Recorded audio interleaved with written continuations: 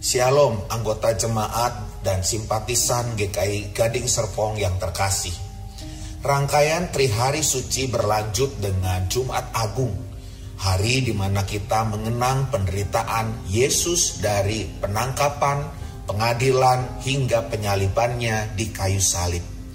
Tahun ini kita merenungkan tema Salib, Jalan Baru yang Membawa Damai.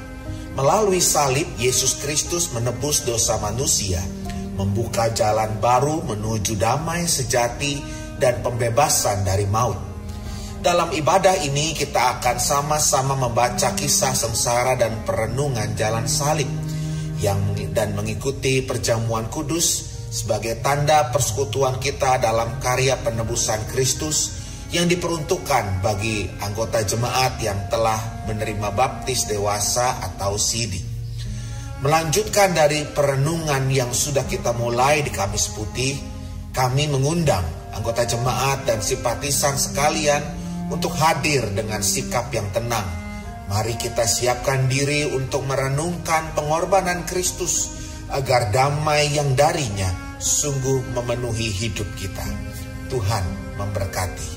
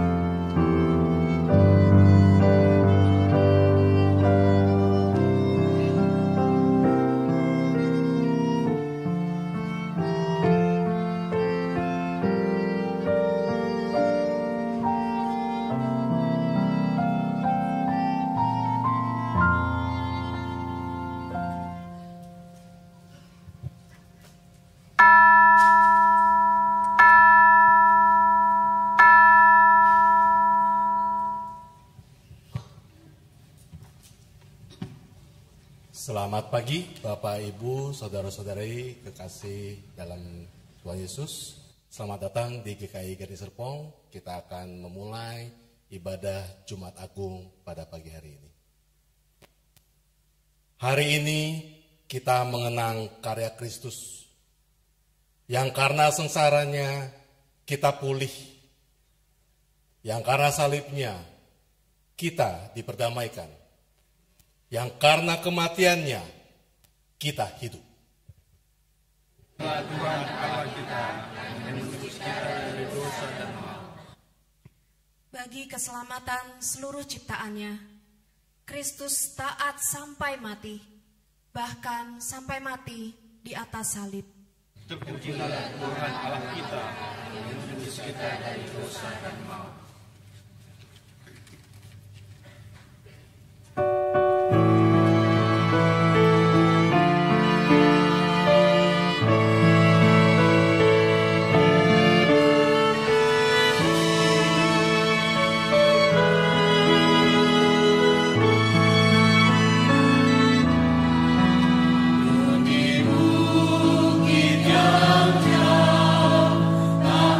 kayu salib.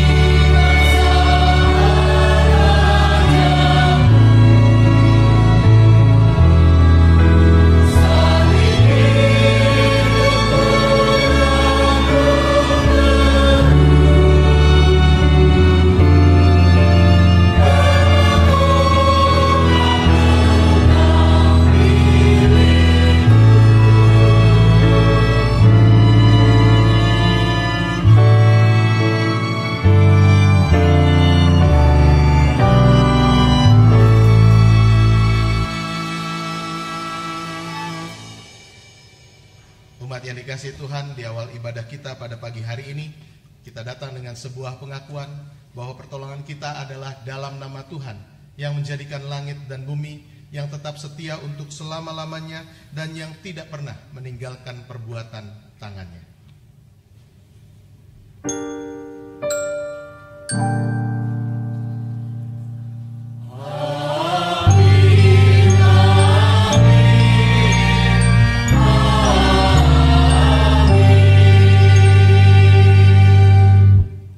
Kasih karunia dan damai sejahtera dari Allah Bapa kita dan dari Tuhan kita Yesus Kristus beserta pimpinan Roh Kudus menyertai saudara sekalian. Dan beserta saudara juga.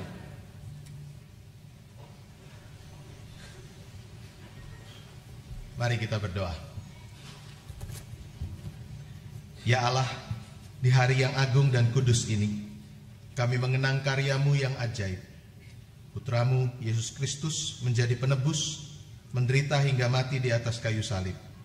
Ajarlah kami untuk menyadari bahwa di balik kisah sengsara yang pedih, ada jalan baru yang membawa damai, agar semua ciptaan dapat berpulih. Di dalam nama Tuhan Yesus Kristus kami berdoa. Amin.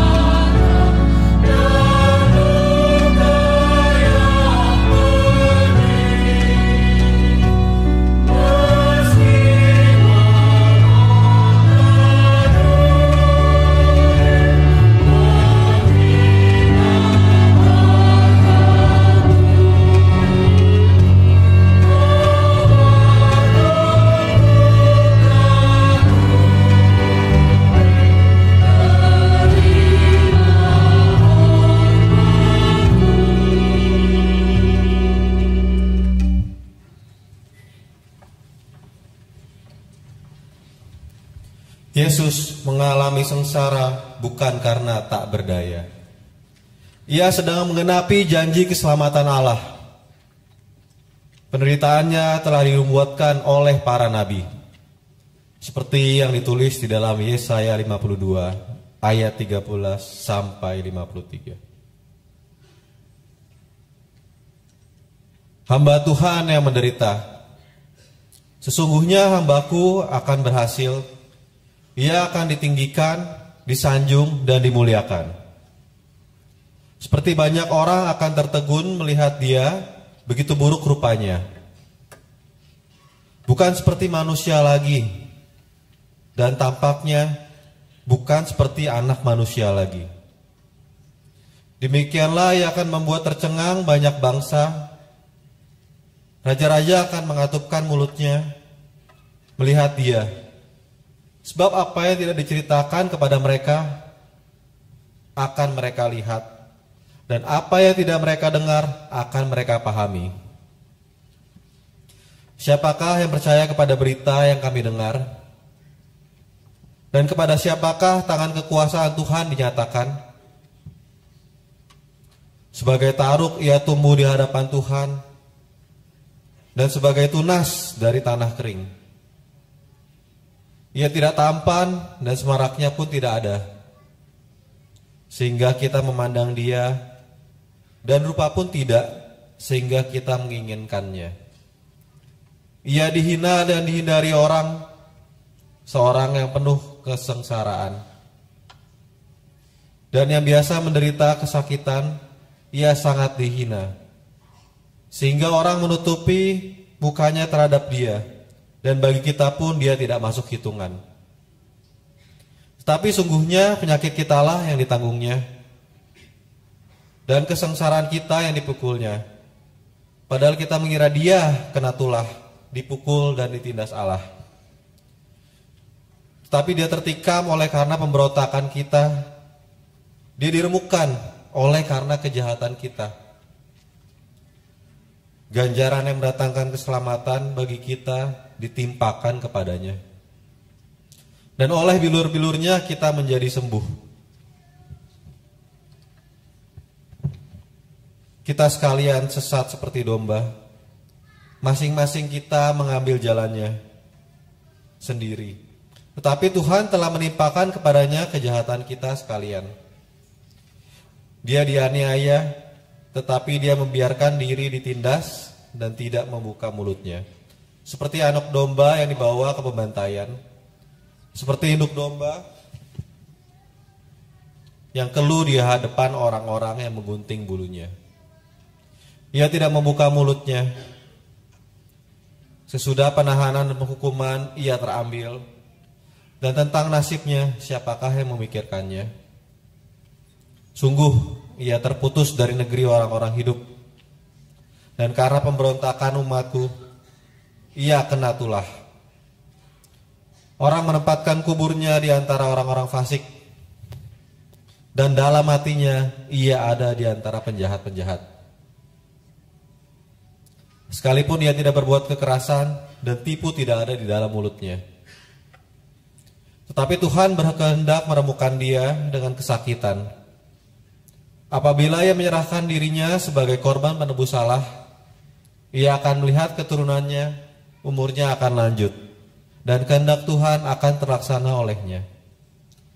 Sesudah kesusahan jiwanya, ia akan melihat terang, dan menjadi puas, dan hambaku itu sebagai orang yang benar, akan membenarkan banyak orang oleh hikmatnya, dan kejahatan mereka dia pikul. Sebab itu aku akan membagikan kepadanya orang-orang besar sebagai rampasan, dan ia akan memperoleh orang-orang kuat sebagai jarahan, yaitu sebagai ganti karena ia telah menyerahkan nyawanya ke dalam maut, dan karena ia terhitung di antara pemberontak-pemberontak, sekalipun ia menanggung dosa banyak orang dan berdoa untuk pemberontak-pemberontak. Apakah kita telah sungguh-sungguh menyadari bahwa penderitaannya ia alami karena ia menanggung dosa-dosa kita?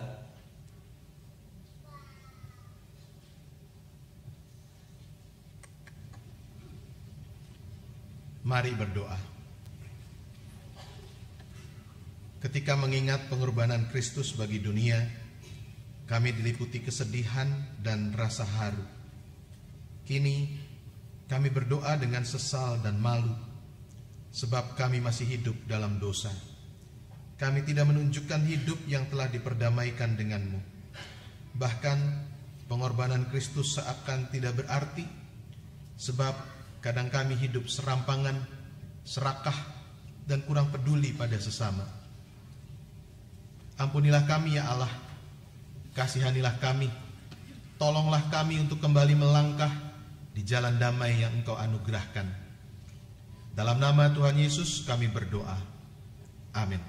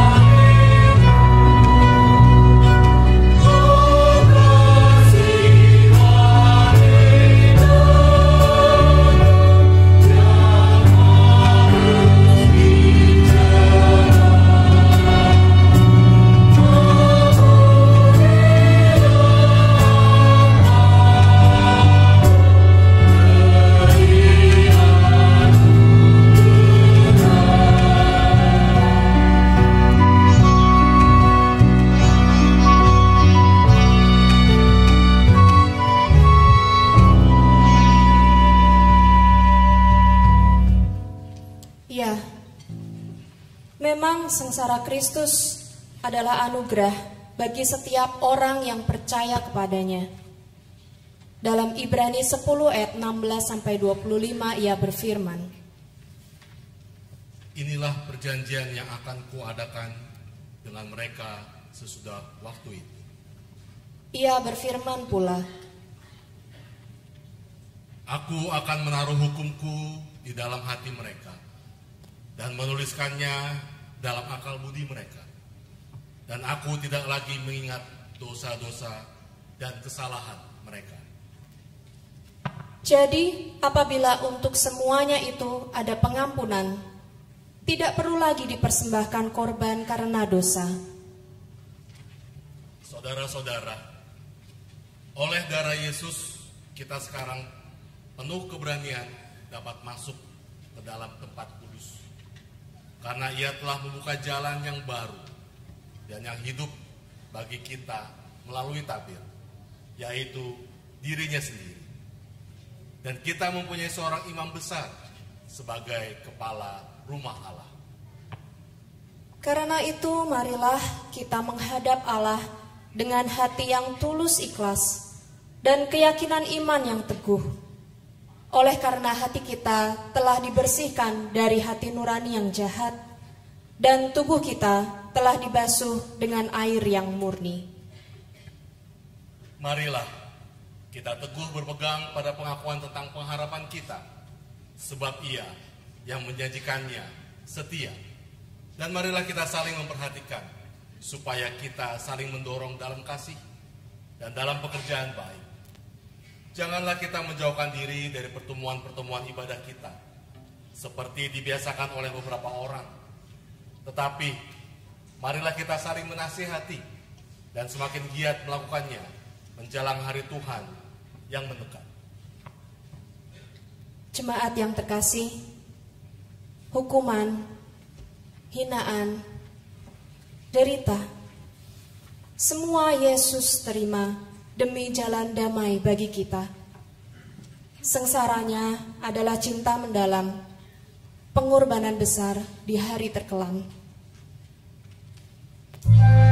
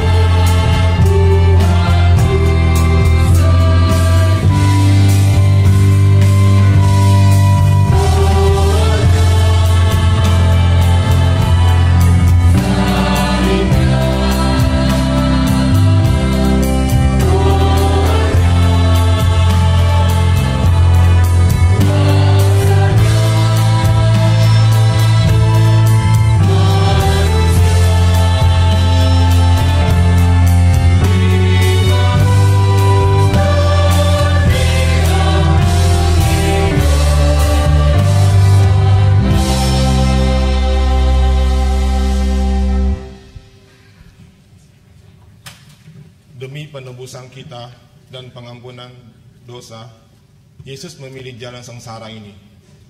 Maka mari kita mengingat kembali kisah sengsara ini seperti yang diceritakan di dalam Injil Yohanes 18 ayat 1 sampai 19 dan 42.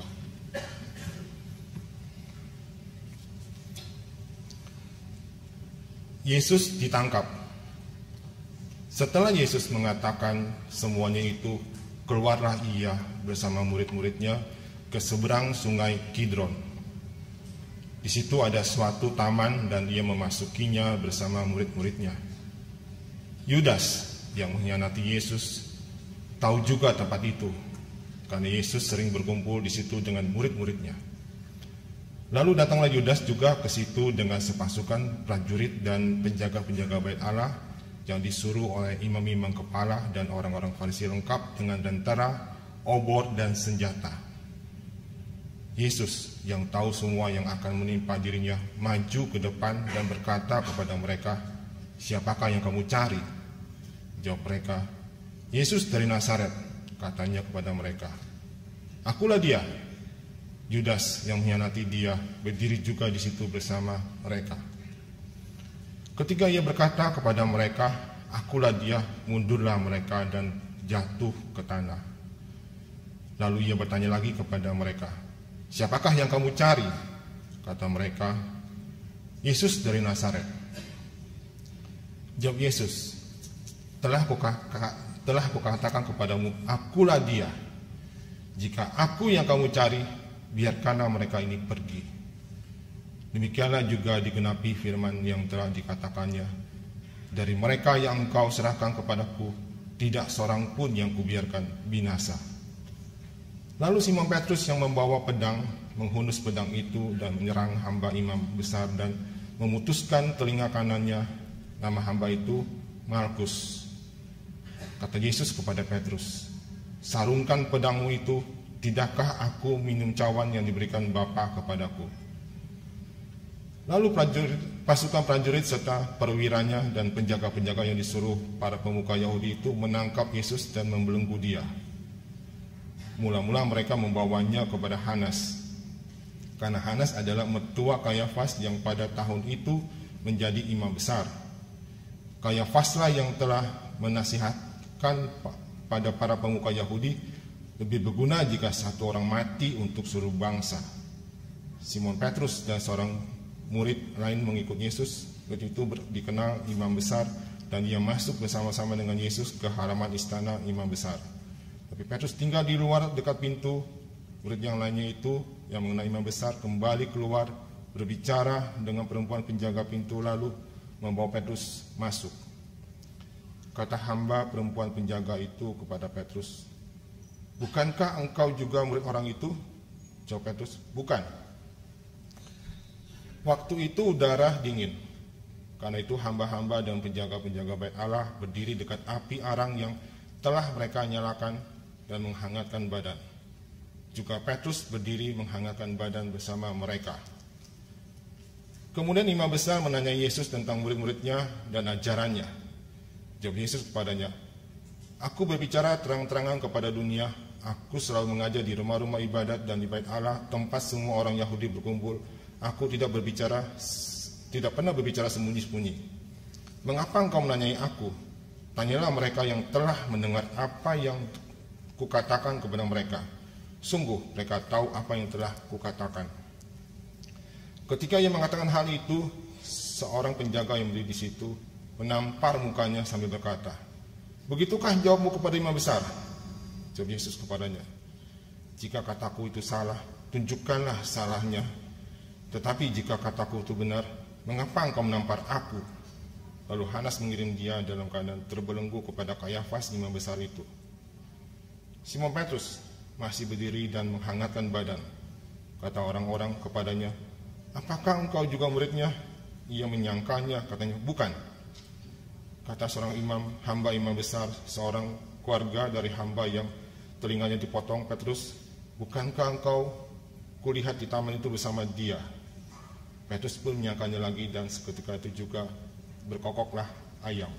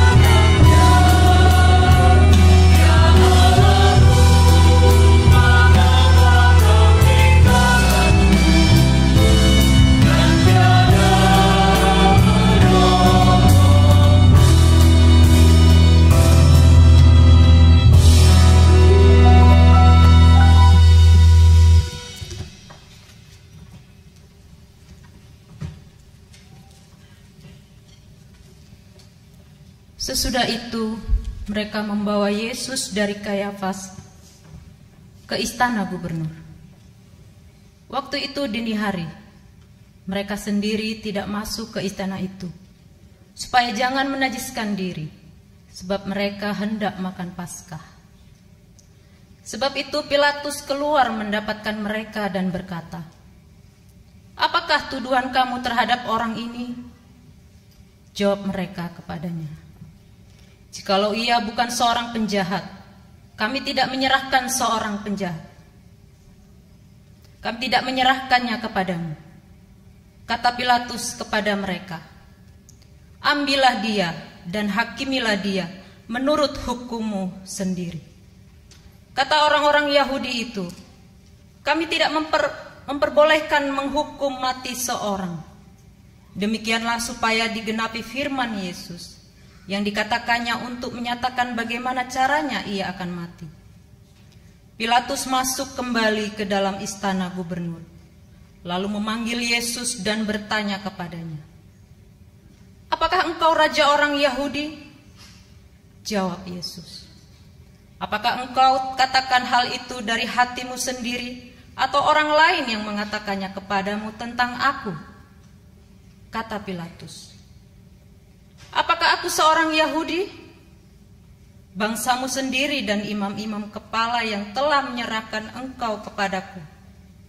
Apakah yang telah engkau perbuat?" Jawab Yesus, "Kerajaanku bukan dari dunia ini. Jika kerajaanku dari dunia ini, pasti hamba-hambaku telah melawan, supaya aku jangan diserahkan kepada orang Yahudi. Akan tetapi kerajaanku bukan dari sini." Lalu kata Pilatus kepadanya, "Jadi engkau adalah raja?" Jawab Yesus, "Engkau mengatakan bahwa aku adalah raja. Untuk itulah aku lahir dan untuk itulah aku datang ke dalam dunia ini, supaya aku bersaksi tentang kebenaran. Setiap orang yang berasal dari kebenaran mendengarkan suaraku." Kata Pilatus kepadanya, "Apakah kebenaran itu?" Sesudah mengatakan demikian, Pilatus keluar lagi mendapatkan orang-orang Yahudi dan berkata kepada mereka, "Aku tidak mendapati kesalahan apapun padanya. Namun, kamu mempunyai kebiasaan bahwa pada Paskah aku membebaskan satu orang bagimu. Maukah kamu supaya aku membebaskan raja orang Yahudi bagimu?" Mereka berteriak lagi, "Jangan orang ini, melainkan Barabas." Barabas adalah seorang penyamun. Lalu Pilatus mengambil Yesus dan menyuruh orang mencambuk dia. Prajurit-prajurit menganyam sebuah mahkota duri dan menaruhnya di atas kepalanya. Mereka mengenakan jubah ungu kepadanya dan terus-menerus maju mendekatinya dan berkata, "Salam, hai Raja orang Yahudi." Lalu mereka menampar mukanya.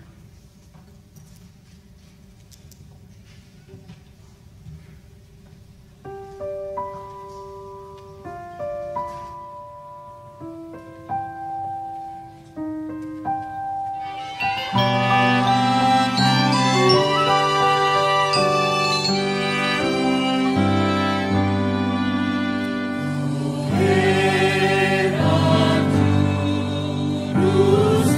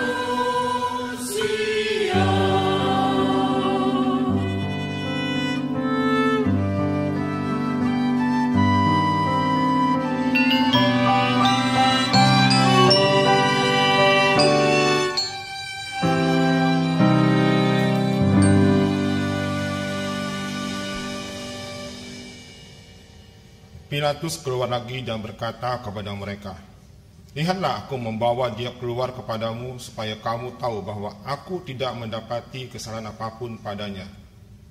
Lalu Yesus keluar, bermahkota duri dan berjubah ungu. Kemudian kata Pilatus kepada mereka, "Lihatlah manusia itu." Ketika imam-imam kepala dan penjaga-penjaga itu melihat dia dan berteriaklah mereka, "Salibkan dia, salibkan dia," kata Pilatus kepada mereka. "Ambil dia dan salibkan dia, sebab aku tidak menemukan kesalahan padanya." Jawab orang-orang Yahudi itu kepadanya, "Kami mempunyai hukum dan menurut hukum itu ia harus mati, sebab ia menganggap dirinya sebagai anak Allah." Ketika Pilatus mendengar perkataan itu, ia makin takut. Lalu ia masuk lagi ke dalam istana gubernur dan berkata kepada Yesus, "Dari manakah asalmu?" Namun Yesus tidak menjawab kepadanya. Karena itu kata Pilatus kepadanya, "Tidakkah engkau mau bicara dengan aku? Tidakkah engkau tahu bahwa aku berkuasa untuk membebaskan engkau dan berkuasa juga untuk menyalibkan engkau?" Yesus menjawab, "Engkau tidak punya kuasa apapun terhadap aku. Jikalau kuasa itu tidak diberikan kepadamu dari atas. Sebab itu dia yang menyerahkan aku kepadamu lebih besar dosanya." Setelah itu Pilatus berusaha untuk membebaskan dia. Tapi orang-orang Yahudi berteriak, "Jikalau engkau membebaskan orang ini, engkau bukanlah sahabat Kaisar. Setiap orang yang menganggap dirinya sebagai raja, ia melawan Kaisar." Ketika Pilatus mendengar perkataan itu, ia menyuruh membawa Yesus keluar dan ia duduk di kursi pengadilan di tempat yang bernama Litros Trotos, dalam bahasa Ibrani Gabata. Hari itu hari persiapan Paskah, kira-kira jam 12. Kata Pilatus kepada orang-orang Yahudi itu, "Lihatlah rajamu." Lalu berteriaklah mereka, "Nyahkan dia, nyahkanlah dia, salibkan dia." Kata Pilatus kepada mereka, "Haruskah aku menyalibkan rajamu?" Jawab imam-imam kepala, "Kami tidak mempunyai raja selain Kaisar." Akhirnya Pilatus menyerahkan Yesus kepada mereka untuk disalibkan. Mereka mengambil Yesus, sambil memikul salibnya, ia pergi keluar ke tempat yang bernama tempat tengkorak, yang dalam bahasa Ibrani disebut Golgota.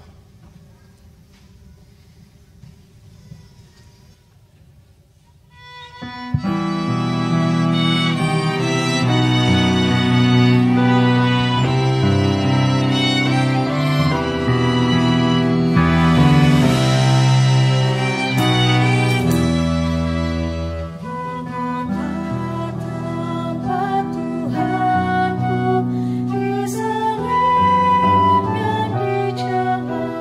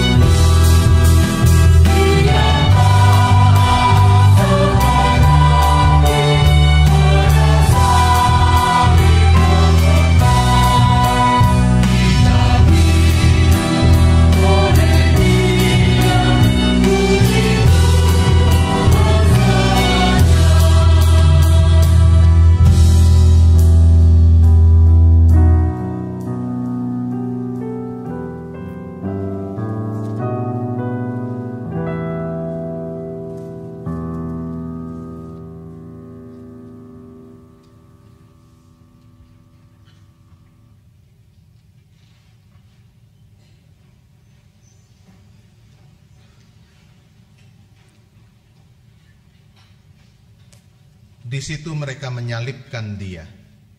Bersama dia disalibkan juga 2 orang lain sebelah menyebelah, sedangkan Yesus di tengah.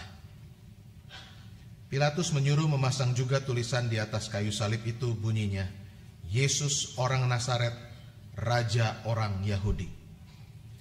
Banyak orang Yahudi yang membaca tulisan itu, sebab tempat Yesus disalibkan terletak dekat kota dan kata-kata itu tertulis dalam bahasa Ibrani, bahasa Latin, dan bahasa Yunani. Lalu kata imam-imam kepala orang Yahudi kepada Pilatus, "Jangan engkau menulis Raja orang Yahudi, melainkan ia mengatakan, akulah Raja orang Yahudi." Jawab Pilatus, "Apa yang kutulis tetap tertulis."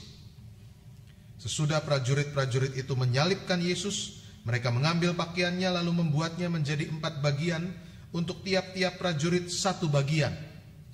Dan jubahnya juga mereka ambil. Jubah itu tidak ada jahitan, ditenun dari atas ke bawah. Karena itu mereka berkata seorang kepada yang lain, "Janganlah kita memotong-motongnya, tetapi baiklah kita membuang undi untuk menentukan siapa yang mendapatkannya. Demikianlah supaya digenapi yang tertulis dalam kitab suci. Mereka membagi pakaianku di antara mereka, dan mereka membuang undi atas jubahku." Semua itu telah dilakukan prajurit-prajurit itu. Dekat salib Yesus berdiri ibunya dan saudara ibunya, Maria istri Klopas dan Maria Magdalena. Ketika Yesus melihat ibunya dan murid yang dikasihinya di sampingnya, berkatalah ia kepada ibunya, "Ibu, inilah anakmu." Kemudian katanya kepada muridnya, "Inilah ibumu." Sejak saat itu murid itu menerima dia di dalam rumahnya. Sesudah itu karena Yesus tahu bahwa segala sesuatu telah selesai, berkatalah ia supaya digenapi yang tertulis dalam kitab suci, "Aku haus." Di situ ada suatu bejana penuh anggur asam. Lalu mereka melilitkan suatu bunga karang yang telah dicelupkan dalam anggur asam pada sebatang hisop, lalu mengulurkannya ke mulut Yesus. Sesudah Yesus meminum anggur asam itu, berkatalah ia, "Sudah selesai." Lalu ia menundukkan kepalanya dan menyerahkan nyawanya. Karena hari itu hari persiapan dan Sabat itu hari yang besar, supaya pada Sabat mayat-mayat itu tidak tinggal tergantung pada kayu salib, para pemuka Yahudi meminta kepada Pilatus agar kaki orang-orang itu dipatahkan dan mayat-mayatnya diturunkan. Lalu datanglah prajurit-prajurit dan mematahkan kaki orang yang pertama dan kaki orang yang lain yang disalibkan bersama Yesus. Namun ketika mereka sampai kepada Yesus dan melihat bahwa ia telah mati, mereka tidak mematahkan kakinya. Tetapi seorang dari antara prajurit itu menikam lambungnya dengan tombak, dan segera mengalir keluar darah dan air. Orang yang melihat sendiri hal itu yang bersaksi, dan kesaksiannya benar, dan ia tahu bahwa ia mengatakan kebenaran, supaya kamu juga percaya. Sebab hal itu terjadi supaya digenapi yang tertulis dalam kitab suci, "Tidak ada tulangnya yang akan dipatahkan." Ada pula nas lain yang mengatakan, "Mereka akan memandang dia yang telah mereka tikam." Sesudah itu Yusuf dari Arimatea meminta kepada Pilatus supaya ia diperbolehkan menurunkan jenazah Yesus. Ia murid Yesus, tetapi sembunyi-sembunyi karena takut kepada para pemuka Yahudi. Pilatus mengabulkan permintaannya itu. Lalu datanglah ia dan menurunkan mayat itu. Datanglah juga Nikodemus, orang yang dahulu pernah datang kepada Yesus pada malam hari. Ia membawa campuran minyak mur dengan minyak gaharu, kira-kira 30 kilogram beratnya. Mereka mengambil mayat Yesus, mengafaninya dengan kain linen, dan membubuhinya dengan rempah-rempah menurut adat orang Yahudi bila menguburkan mayat. Dekat tempat Yesus disalibkan ada taman, dan dalam taman itu ada kubur baru yang di dalamnya belum pernah dimakamkan seseorang. Karena hari itu hari persiapan orang Yahudi, sedangkan kubur itu tidak jauh letaknya, maka mereka meletakkan Yesus di situ. Demikianlah kisah sengsara Kristus.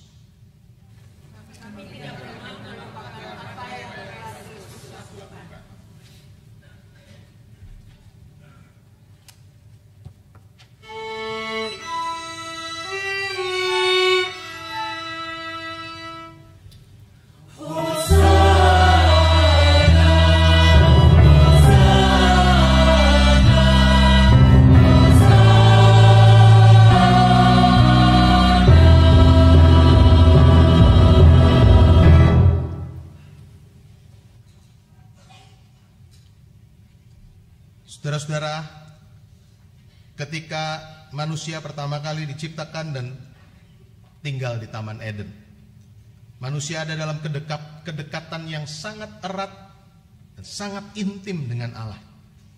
Hidup dalam suasana firdaus karena dekat dengan sang sumber hidup. Semua berjalan begitu indah. Tapi kemudian apa yang terjadi?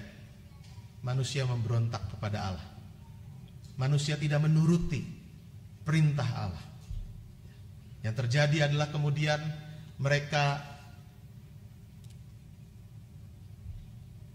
mengalami yang namanya dosa. Hidup terpisah dari Allah. Hubungan yang tadinya akrab, mesra, intim dengan Allah harus terputus dan terpisah, makin lebar karena dosa yang makin banyak. Manusia kemudian menjadi musuh Allah. Dari sahabat, dari anak Allah, lalu harus terpisah karena melakukan dosa dan pemberontakan. Melihat itu manusia tidak tinggal diam. Manusia berusaha kemudian mencari jalan. Banyak jalan ditempuh. Walaupun ada ungkapan ada banyak jalan menuju ke Roma, tapi tidak ada satupun jalan bisa menuju kepada Allah dari pihak manusia. Manusia membuat jalan kesalehan, berusaha hidup saleh, bertarak, bertapa, puasa, selibat bahkan. Tapi jalan itu tidak sampai kepada Allah. Manusia membuat jalan lain, jalan kebajikan. Mereka menerapkan hukum-hukum secara detil. Hukum-hukum Taurat dilakukan begitu detil dan teliti. Mereka memberi sedekah, melakukan banyak kebajikan, tapi jalan ini juga tidak sampai menjembatani dosa yang begitu besar itu. Belum lagi ada yang membuat jalan ritual-ritual, lewat memberikan persembahan-persembahan. Ada yang pakai sesajen, bahkan ada yang memberi tumbal supaya Tuhan senang.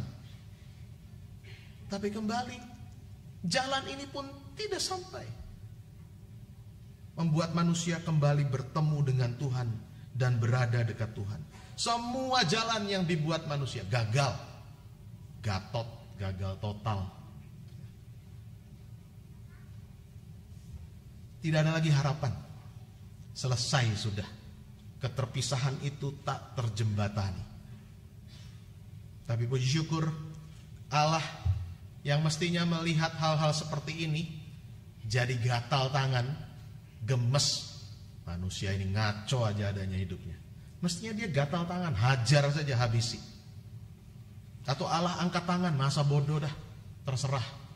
Tapi puji Tuhan kita punya Allah yang berbeda dari itu semua. Ketika Allah tahu tidak ada satupun jalan yang bisa dibuat oleh manusia untuk sampai kepadanya, maka Allah pilih jalan yang lain. Dia membuat jalan yang berbeda. Itulah jalan baru. Ini yang kemudian menjadi jembatan. Cuma ini yang bisa mempertemukan manusia kembali dengan Allah yang Maha Kudus. Manusia yang berdosa yang semula jadi musuh Allah diperdamaikan lewat jalan salib. Itu jalan baru, jalan yang membawa damai. Itu tema kita dalam ibadah Jumat Agung hari ini. Tapi pertanyaannya, kenapa harus salib? Kenapa mesti salib? Bukankah ada banyak jembatan bisa Tuhan buat semestinya? Tapi kenapa pilih jalan salib? Pak Eka Dharma Putra mengatakan begini, aneh memang. Jalan salib itu jalan aneh bin ajaib yang dipilih karena bertolak belakang dengan nalar yang normal. Bertolak belakang dengan pikiran yang wajar. Apa itu? Ya betul, ini jalan salib ini jalan yang tidak wajar. Kenapa? Menurut jalan yang wajar, manusialah yang harus membawa korban kepada Allah. Orang Israel terus membawa korban berkali-kali. Kalau mau memohon pengampunan dosa dari Tuhan, bawa korban. Dan mereka nggak bisa langsung ketemu Tuhan. Harus lewat para imam berulang kali. Karena itu yang memang harus dilakukan. Wajarnya orang yang salah ya bawa korban. Tapi dalam peristiwa salib justru sebaliknya, Allah yang mempersembahkan korban. Mempersembahkan anaknya sendiri menjadi korban penebusan dosa kita. Tidak wajar, bukan? Menurut nalar yang wajar, orang kita ini enggan berkorban. Kita senang orang lainlah yang berkorban buat saya. Itu wajarnya. Kalau perlu orang lain kita korbankan. Bukankah dunia mengajarkan itu? Ya. Untuk kepentingan saya terpenuhi, orang lain harus berkorban buat saya. Orang lain harus dikorbankan untuk saya. Namun dalam peristiwa salib, yang terjadi justru sebaliknya. Yesus mengorbankan dirinya sendiri. Bukan untuk kepentingannya. Yesus mengorbankan dirinya supaya kemudian ada keselamatan yang saudara dan saya alami. Yang manusia berdosa kemudian alami. Dapat hidup yang baru. Menurut nalar yang wajar, orang akan pilih jalan pintas. Memilih jalan yang singkat dan mudah, shortcut, daripada jalan yang panjang dan sulit. Kemana-mana kita juga pasti diberitahu oleh Google Maps, jalan terdekat, jalan tersingkat. Itu wajar, kita akan pilih jalan paling singkat, paling mudah. Itu yang wajar. Tapi yang terjadi dalam peristiwa salib, justru sebaliknya. Yesus memilih jalan yang sulit, cawan yang amat pahit, demi ketaatannya kepada kehendak Bapa. Menurut nalar yang wajar, survive, bertahan hidup adalah segala-galanya. Kita berjuang luar biasa untuk survive dalam hidup ini. Betul? Kita berupaya untuk mempertahankan hidup kita sekuat-kuatnya. Bertahan hidup menjadi segala-galanya. Bahkan semut, binatang yang kecil pun, kalau terancam akan melawan. Tapi dalam peristiwa salib justru sebaliknya. Yesus memilih untuk tunduk dan diam. Memilih menjalani jalan kematian. Supaya apa? Ada kehidupan diperoleh oleh saudara dan saya. Hari ini kita kembali mengenang peristiwa salib itu. Dalam ibadah Jumat Agung kita, ada beberapa hal yang tampak paradoks sifatnya. Namun bisa jadi pelajaran yang berharga buat kita. Jalan salib, pertama-tama memang ini jalan baru. Yesaya 52 sampai 53 itu adalah nubuatan tentang seorang hamba Tuhan yang akan menderita. Di sana disebutkan bahwa penyakit kitalah yang ditanggungnya, kesengsaraan kitalah yang dipikulnya. Dia didera, dicambuk, ditikam, dihajar, diludahi, dicela, disalib, dipaku di kayu salib. Mengalami kesakitan sengsara begitu rupa dan sangat menderita. Supaya apa? Supaya dengan sengsaranya saudara dan saya dipulihkan dan disembuhkan dan mendapat ganjaran keselamatan. Karenanya jalan baru itu jelas ini adalah jalan yang menimbulkan kesengsaraan dan kesakitan. Yesus mengalami sengsara dan kesakitan. Namun justru jalan yang penuh kesengsaraan dan kesakitan itu jadi jalan pemulihan dan kesembuhan bagi kita. Yang kedua, Ibrani. Tadi sebenarnya kita tetap membaca leksionari, tapi disebar di beberapa tempat.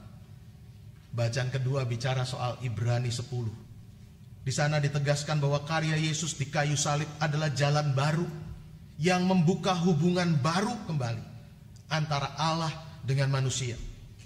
Jika selama ini orang berdosa terpisah jauh dari Allah, orang berdosa harus mempersembahkan korban penebus dosa. Kalau mau berjumpa dengan Allah, itu pun harus lewat imam. Karena karya Yesus, penghalang dan pemisah antara Allah dengan manusia itu telah disingkirkan. Dalam bacaan Yesus disalib di Injil Sinoptik, ada satu kisah yang tadi tidak ada dalam bacaan Injil Yohanes. Ketika Yesus disalib, gelaplah keadaan dari jam 12 sampai jam 3. Lalu ada banyak fenomena alam terjadi. Salah satunya apa? Di bait suci ada satu tirai yang sangat besar.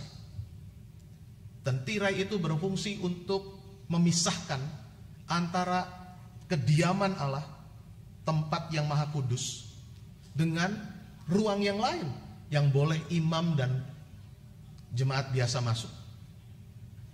Ini tirai yang sangat besar, menjadi simbol pemisah antara Allah yang maha kudus dengan umat yang berdosa. Tapi lihatlah di hari yang kelam itu, ketika Yesus meregang nyawanya di kayu salib, mengalami kesakitan yang luar biasa. Tirai itu robek. Ingat ya peristiwa itu ya. Robeknya dari mana? Dari bawah ke atas apa dari atas ke bawah? Gampang, ini prinsip yang teologis banget. Tidak mungkin manusia yang mampu menghapus pemisah itu.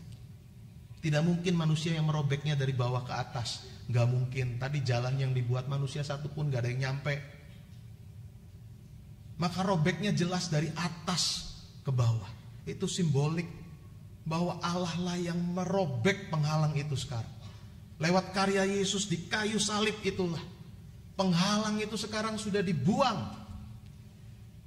Umat yang berdosa sudah diampuni dosanya, sehingga layak dan dilayakkan untuk berjumpa dengan Allah, kembali menjadi sahabat-sahabat Allah, kembali diterima menjadi anak-anak Allah, bukan lagi musuh. Sudah diperdamaikan karena pengorbanan Kristus.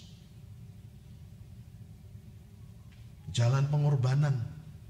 Karenanya jalan salib itu jalan baru, jalan penuh pengorbanan, tapi jalan yang menghasilkan perdamaian dan pemulihan hubungan. Yang ketiga, saudara, jalan salib harus ditempuh oleh Yesus via dolorosa. Dari 7 perkataan salib yang muncul dari mulut Yesus ketika ada di kayu salib itu, puncaknya adalah ketika Yesus sesaat sebelum menghembuskan nafas terakhir berkata, apa tadi? Sudah selesai. Tentu dengan sisa-sisa tenaga, keletihan luar biasa, sakit yang memuncak. Tadi membawa salib ini perlu 3 orang, saudara ya.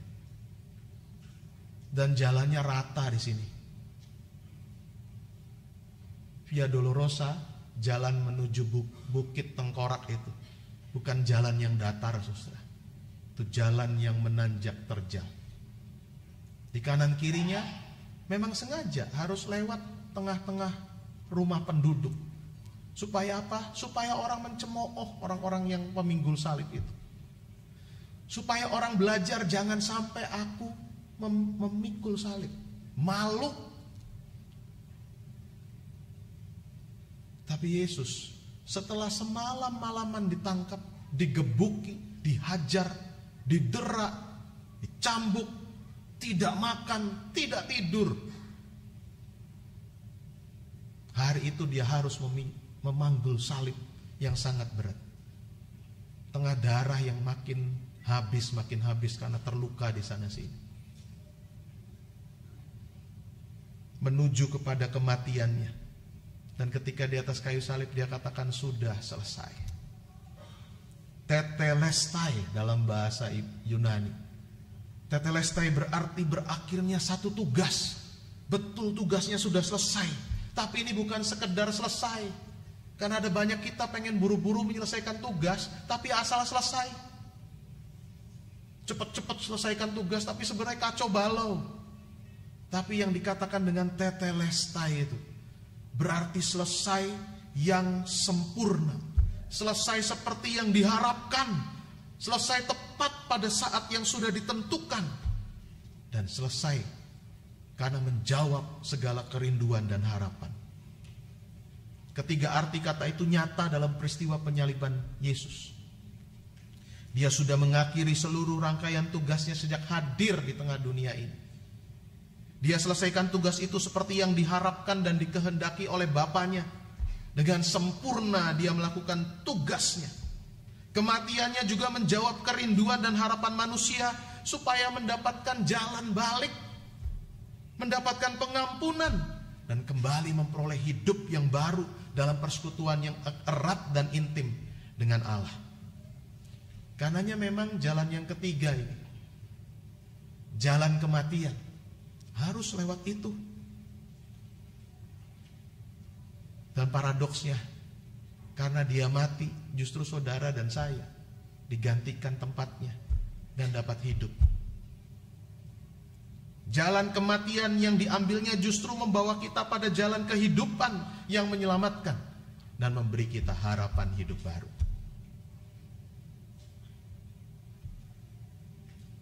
Kembali pertanyaannya, kenapa ya mesti lewat jalan kayak begini? Kenapa Allah merelakan anaknya yang tunggal itu lewat jalan yang penuh kesakitan itu? Mengapa harus salib? Kalau tadi Eka Dharma Putra, ini pendeta GKI yang lain yang juga terkenal, Andar Ismail. Pak Andar menolong kita menjawab mengapa harus salib. Jawabannya satu, karena Allah punya patos, punya perasaan, belas kasihan yang besar buat saudara dan saya. Dia tahu kita nggak mungkin selamat. Dia tahu maut adalah upah kita mestinya karena dosa kita. Dan disitulah timbul patos Allah. Allah nggak tutup mata. Perasaan cinta kasihnya begitu besar. Patos ilahi inilah yang membuat sesuatu yang tampak tidak wajar, tidak masuk nalar itu, menjadi sesuatu yang nyata dialami oleh kita manusia, membawa dampak yang besar buat hidup saudara dan saya. Karenanya peristiwa salib mau menunjukkan Allah kita bukan Allah yang apatis, bukan. Allah yang perasaannya tergugah, tersentuh. Bagaimana dengan kita, saudara? Cerita salib ini udah bertahun-tahun, berkali-kali mungkin saudara dan saya dengar. Paling sesaat kita tersentuh, tertegun ketika lihat tayangan Yesus dicambuk, Yesus dipaku, sedih. Tapi sudah itu kita hilang rasa lagi, saudara. Kita lebih banyak jadi homo apatetikos namanya. Manusia apatos, manusia apatis. Yang gak punya rasa, yang gak punya perasaan terhadap sesama. Bahkan kita kerap kali kehilangan rasa terhadap orang-orang terdekat kita, saudara. Bisa jadi karena kita kecewa, bisa jadi karena kita marah, bisa jadi karena kita pernah terluka, bisa jadi karena kita masa bodoh. Melihat orang lain di dekat kita mengalami kepedihan, kesedihan, ya masa bodoh. Bahkan kita bersyukur, merasa senang ketika orang lain susah. Dan kita susah hati ketika lihat orang lain senang. Itu orang tidak berperasaan namanya. Ya. Kita menjadi homo apathetikos, yang apatis, yang apatos terhadap sesamanya. Lalu mengeraskan hati, masa bodoh, tidak peduli, syukurin. Apalagi kalau kita merasa kita pernah dilukai. Kita merasa terpuaskan ketika orang lain mengalami susah seperti yang kita alami. Lalu kita bilang karma is real.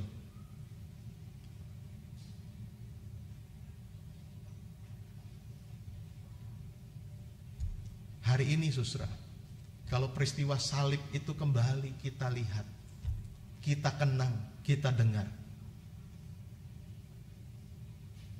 Kita tidak sedang mengagung-agungkan kekerasan. Peristiwa salib itu penuh kekerasan, saudara. Semalam-malaman udah penuh kekerasan di dalamnya. Kita tidak sedang mengeksploitasi hal itu, tidak. Karena kalau kita mengagung-agungkan kekerasan, kita jatuh pada aliran Kristen tertentu yang namanya dolorisme. Yang mengagungkan via dolorosa itu sebagai sesuatu yang harus mau tidak mau kita alami, kita tempuh. Kalau kita tidak merasakan penderitaan, kita cambuk diri kita. Ada kekristenan tertentu yang pasang di paha kirinya ikat yang ada durinya. Kalau melakukan kesenangan sedikit, tarik ikatnya supaya nancep durinya makin dalam, dan dia merasakan sakit lagi, supaya ingat penderitaan Yesus. Enggak, kita tidak mengagungkan seperti itu, saudara. Yang kita kenang dalam peristiwa salib adalah Allah adalah Dia yang menjadi Deus Sympatheticos. Allah yang punya rasa simpati, yang tidak tinggal diam ketika Dia tahu kita mengalami kesusahan, Dia tahu kita mengalami luka, Dia tahu kita mengalami trauma, kita mengalami rasa kehilangan yang sangat besar, kita mengalami kepedihan yang sangat banyak dalam hidup ini. Kita terbeban dengan dosa dan keterhilangan kita. Dia tahu itu.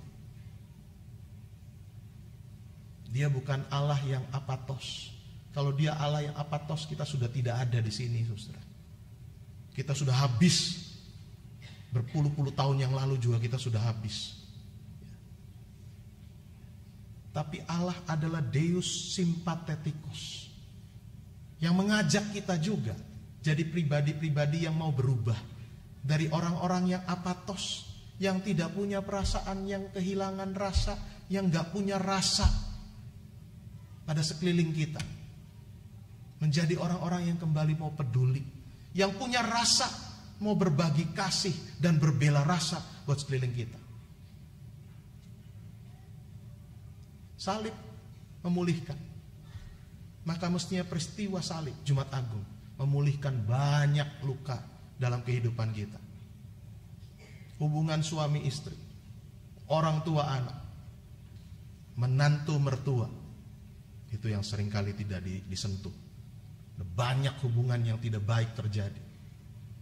Mari punya rasa lagi. Hormati, datang, temui, buka kembali hubungan. Jalan salib, harganya sudah dibayar untuk kita.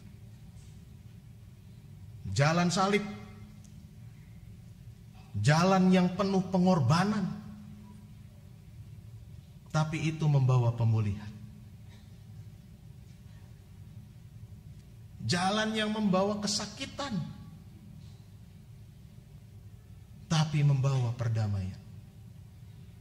Jalan yang membawa kematian untuk Kristus, tapi justru memberi hidup yang baru buat saudara dan saya.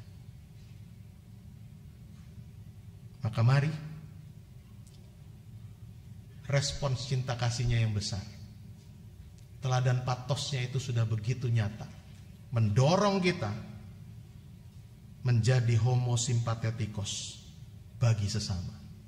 Manusia-manusia yang punya perasaan simpati, empati, untuk kemudian membawa kehidupan yang memulihkan. Amin.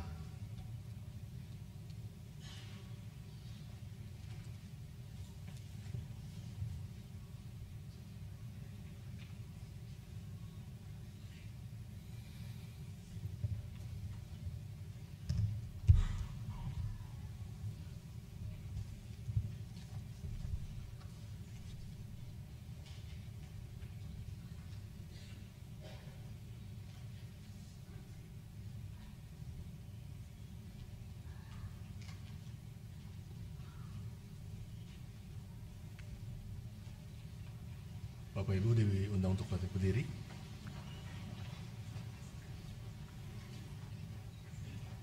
Marilah kita bersama dengan umat Allah di masa lalu, masa kini, dan masa depan, mengingat pengakuan pada baptisan kita menurut pengakuan iman rasuli.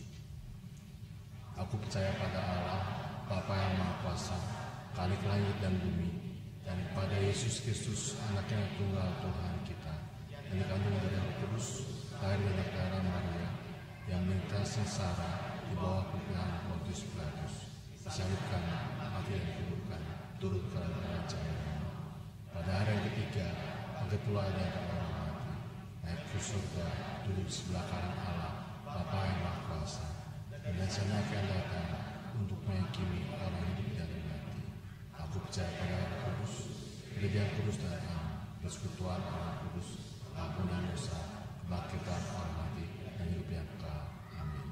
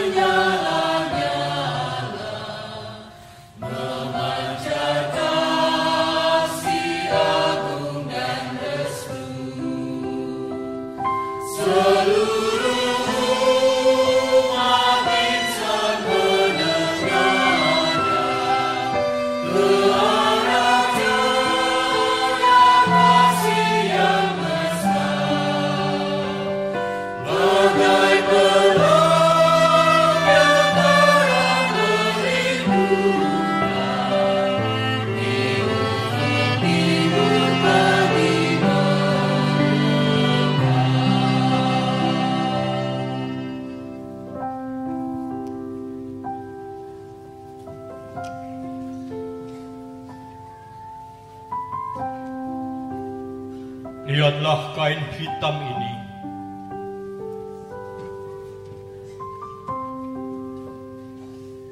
Gelap, sepi,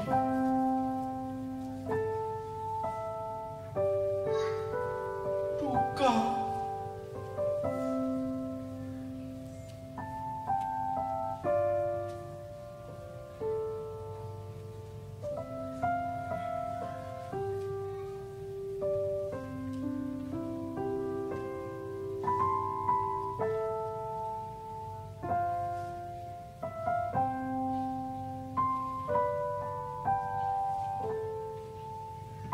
Dan tangis.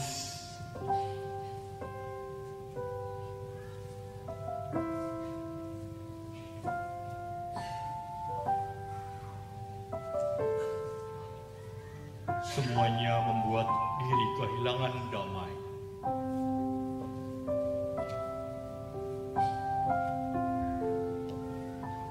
Mari berdoa. Di dalam keheningan ini, kami datang kepadamu bersama mereka yang sedang merasakan kehilangan. Baik itu kehilangan orang yang dikasihi, kehilangan jati diri sendiri, maupun kehilangan kesempatan. Kiranya salib Kristus mendamaikan hati yang sendu, agar kami mampu menjalani hidup dalam pengharapan.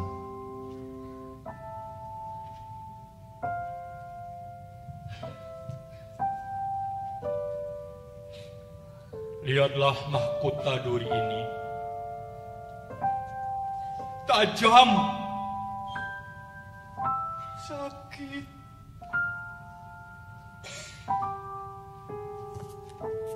pedih,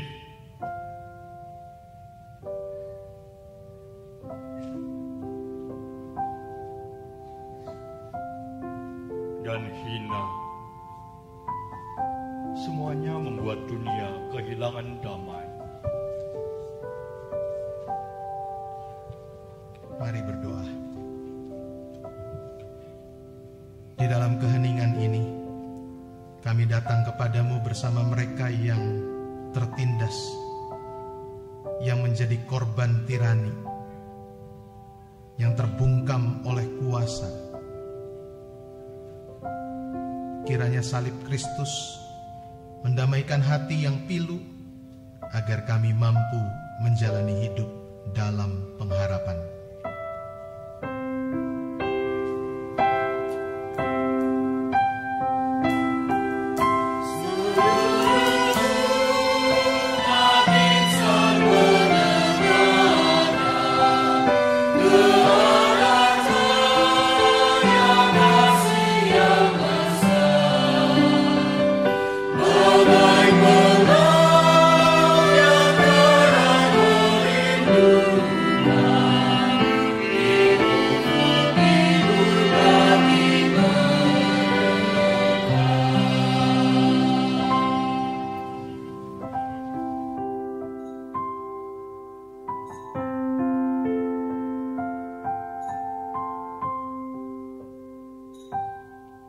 Lihatlah palu dan paku ini.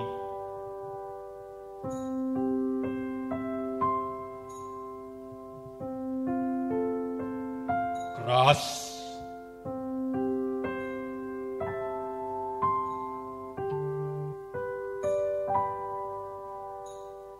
sesak,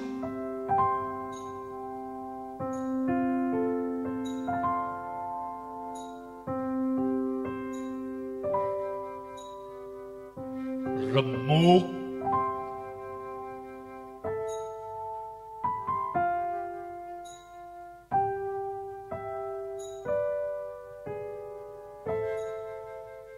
dan kejam.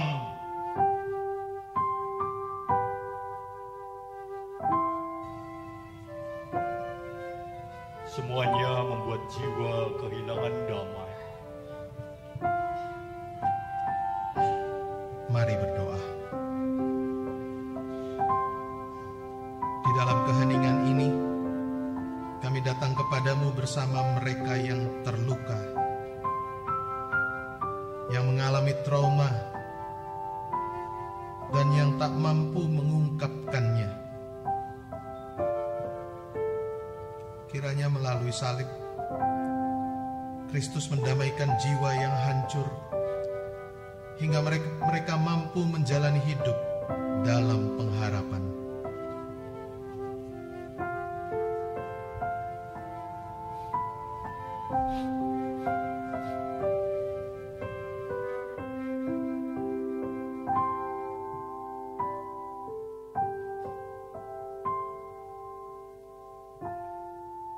Lihatlah ranting dan daun kering ini.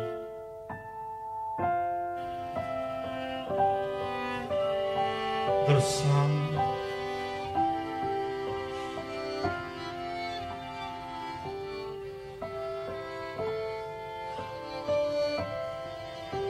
patah,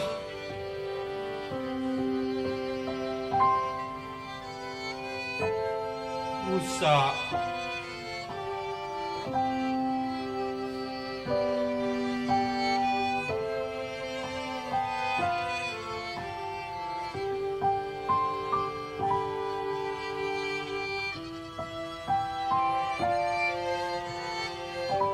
Dan mati.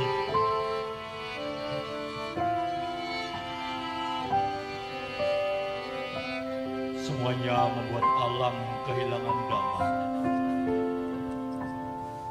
Mari berdoa. Di dalam keheningan ini kami datang kepadamu bersama alam yang menangis, yang habitatnya hancur karena ulah manusia dan yang tak mampu melawan. Kiranya melalui salib, Kristus mendamaikan alam dan manusia hingga mampu hidup bersama dalam keharmonisan.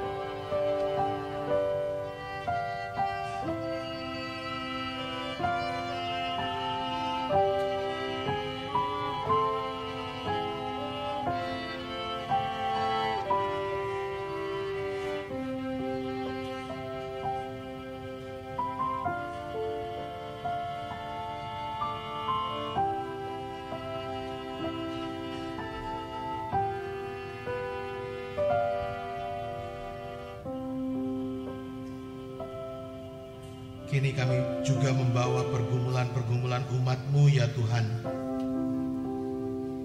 Kiranya Engkau yang memperdamaikan setiap hati yang berkecamuk dan bergumul.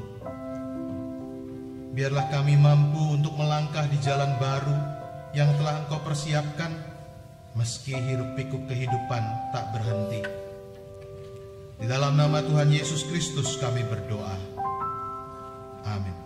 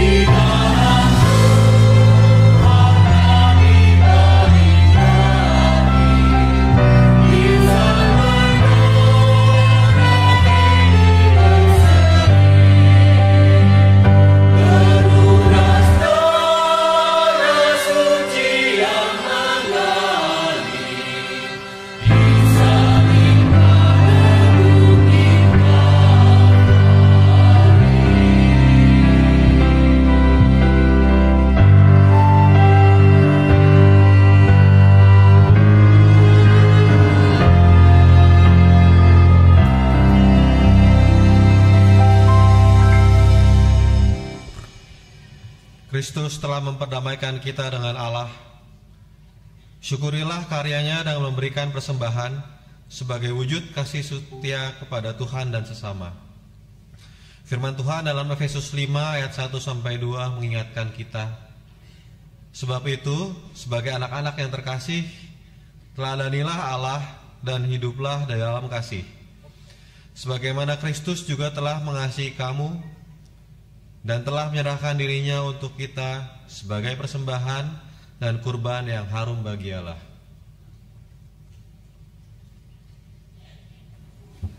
Yesus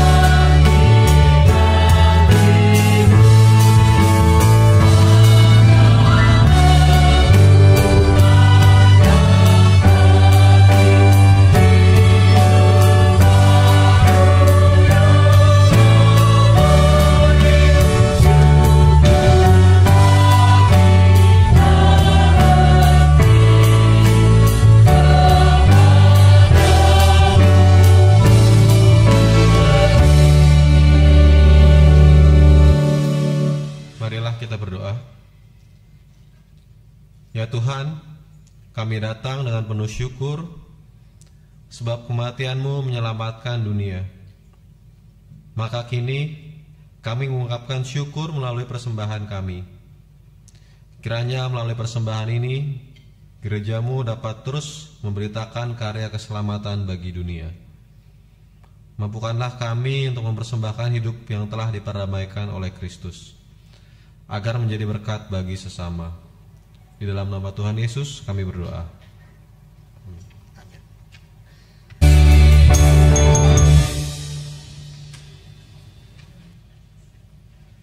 Umat terkasih, ingatlah bahwa kematian Kristus membuka jalan bagi kita untuk kembali berdamai dengan Allah. Melangkahlah dengan iman, tuturkanlah keindahan kisahnya melalui hidup yang berkenan kepada Tuhan.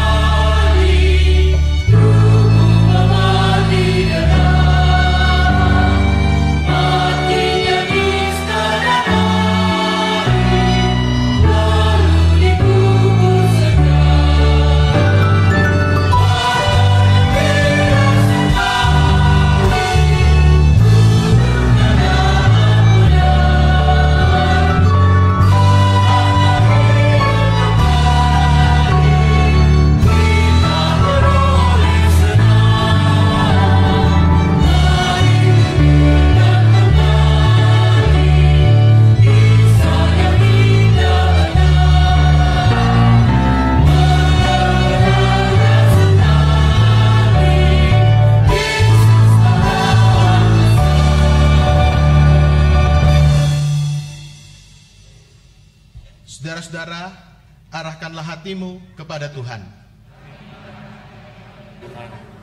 Jadilah saksi Kristus. Terpujilah Tuhan. Kini pulanglah dalam damai sejahteranya dan terimalah berkat Tuhan. Kiranya kasih Allah Bapa mengisi hatimu agar engkau hidup di dalam pertobatan. Kiranya kematian Kristus Sang Kurban mendorongmu untuk rela berkorban bagi sesama. Kiranya kuasa Roh Kudus menggerakkanmu untuk melangkah dan memikul salib di hidupmu. Kemuliaan bagi Allah Bapa, Anak dan Roh Kudus sekarang dan selama-lamanya. Amin.